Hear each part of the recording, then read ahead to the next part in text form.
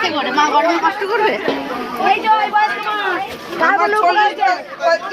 আমার ক্যান্সার ছিল, আমি এখন ভালো আছি, শুধু এখন কোমর ব্যথাটাই আছে। আমি এখন খুব ভালো আছি। আমার নাতি দমদম থেকে এসেছি। মা আছে? মা আছে, মা আছে, মা থাকবে, মা সবাইকে ভালোবাসবে। আমি বলছি, আমার নাতিও ভালো হয়েছে। এই মা 40 বছরের রোগ, গ্যাস্ট্রিক আলসার। আলসার ছিল, আমি এখন ফল খেতে পারছি, ফল খেতে পারতাম না, এখন ফল খেতে পারছি।